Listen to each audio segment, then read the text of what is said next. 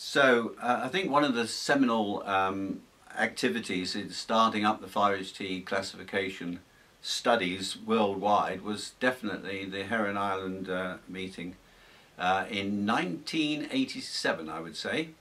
The Serotonin Club had been started by Paul Van Hooter in 1986, and him and I talked a lot about classification, and he was very keen on it and wanted to support it. In fact, Paul found a lot of the money to subsidise the Heron Island meeting, but equally Glaxo Australia put quite a lot in, because they knew obviously that we were about to launch sumatriptan in the not too distant future, and so that was the sort of means of the funding. Ewan Migraine was the prime mover in organising the meeting and asked me to help, and I said, well, I don't mind as long as it's somewhere decent. And he said, is Heron Island decent? I said, right, you're on, I'm helping you. So off we went, and it was a very exciting meeting. We had a tremendous opportunity to go snorkeling and fishing and all those sorts of things, but I can tell you that during the meeting periods, everybody was in there, because it was just one of those meetings where it was buzzing and everybody wanted to know how many 5-HT receptors there were, and whether the name they'd given to their pet 5-HT receptor was the right one. And I mean, it was just an amazing meeting, and it was well organised, and I think the climax in terms of classification was the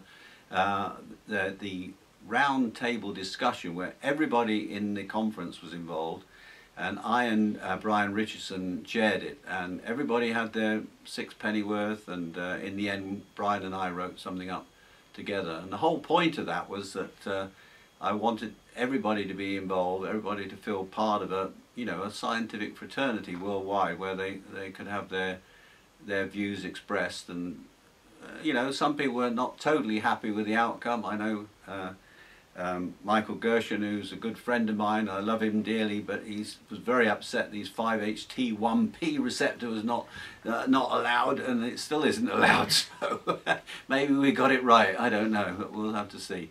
But it was rather funny that evening. Everybody was still very high and got in the bar, and people were having a drink, and then somebody decided they wanted to take a photograph of some of the key players, and everybody had to put their hands up with how many receptors they thought there would eventually be. And so we all had to, there was, right, now you go. And I put my hand up, and I only had one finger up. Some people had 10 up. And what I really meant was one finger meant we found the receptor that's going to provide a drug, and it's sumatriptan. So that was funny. Another thing that wasn't quite so funny was when we were leaving.